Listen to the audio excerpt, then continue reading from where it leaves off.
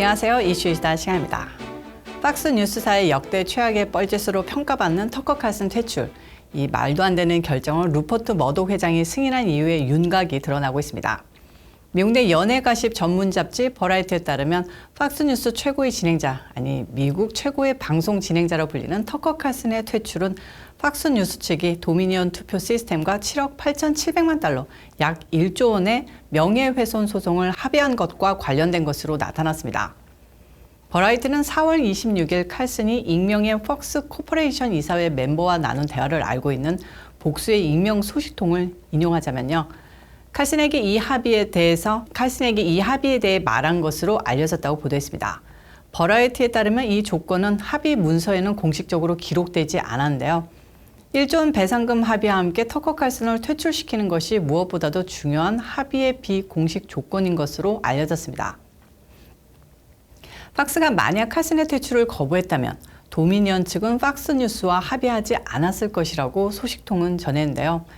이 소식통의 인터뷰에서 이 같은 조건은 도미니언사가 팍스 뉴스 측에 결정적인 타격을 입히기 위해 마련된 것이었다. 터커는 단순히 피해자였으며 도미니언사는 이 합의 조건으로 팍스 뉴스를 완전히 물먹일 수 있게 됐다고 전했습니다. 한마디로 팍스 뉴스 측은 아주 위대한 신인 병의 신 같은 짓으로 자폭한 것이나 다름없죠. 대통령에 따르면 소송이 진행돼도 팍스사가 패배할 가능성은 절반도 되지 않았는데 라고 말했고요. 정말 왜 그런 합의를 했는지 단순히 7억 8,700만 달러가 아니라 팍스뉴스 최고의 스타를 퇴출시킨다는 조건에 도대체 왜 합의를 한 걸까요? 그 정도로 자신 없고 스스로에 대한 믿음이 없었던 걸까요? 한마디로 팍스뉴스는 아주 제대로 우파의 수치라고 할 수밖에 없습니다. 자, 버라이어티지의 보도가 나오자 도미니언사와 팍스 뉴스 측은 아주 망신의 망신, 개망신입니다.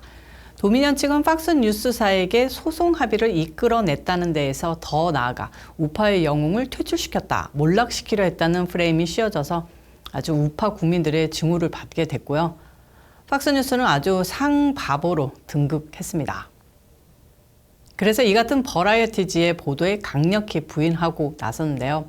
도미니언사는 버라이어티지에 성명을 보내 팍스 뉴스 측이 잘 알다시피 도미니언은 터커 칼슨의 고용 사항에 대해 구두 또는 서면으로 그 어떤 요구도 하지 않았다고 주장했고요.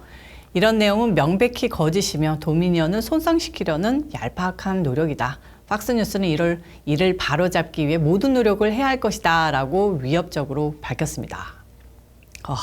이러다가 버라이어티지도 소송 당하겠습니다.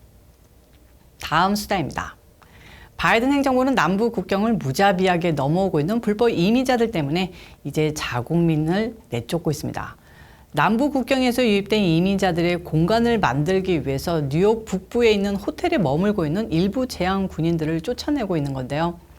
이민자 신속 추방 정책인 타이틀 42가 종료된 가운데 여전히 국경을 넘어 미국을 시도하는 이민자들은 여전히 많습니다.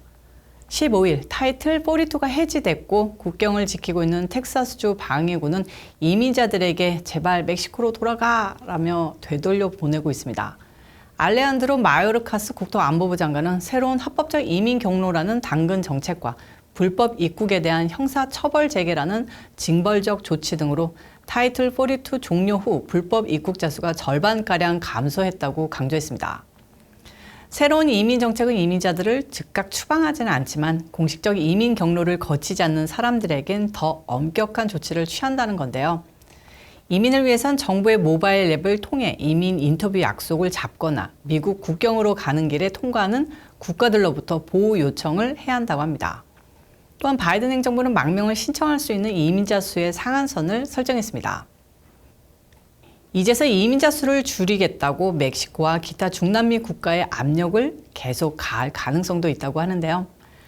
바이든이 마음을 돌려먹고 이렇게 하니 이주민 지원 단체들은 정부의 일부 조치 막아달라며 소송을 제기하며 난리를 치고 있습니다.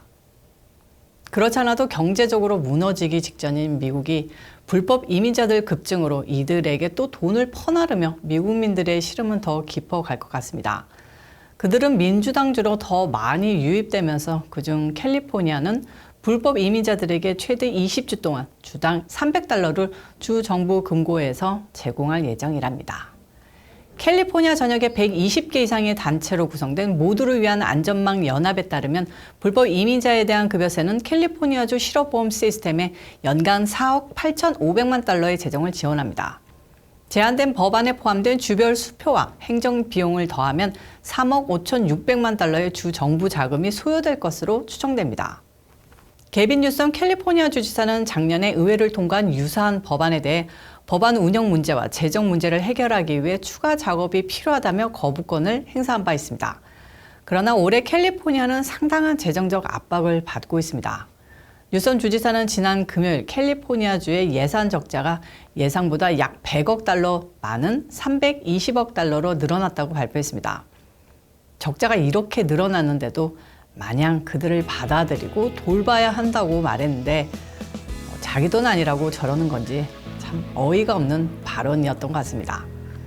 이민자들 유입이 새로운 이민 정책으로 정말 줄어들 것인진 의문이 드는데요. 주에서 실업수당을 제공하겠다라고 알게 될 이민자들은 과연 그걸 그냥 지나칠까요? 또 어떻게든 유입이 될 겁니다. 수요일 이슈 이슈는 여기까지고요. 시청해주셔서 감사합니다. 오늘도 변함없이 좋아요 꾹 눌러주시고 가시길 바랍니다. 저는 다음 영상에서 찾아오도록 하겠습니다. 안녕히 계세요.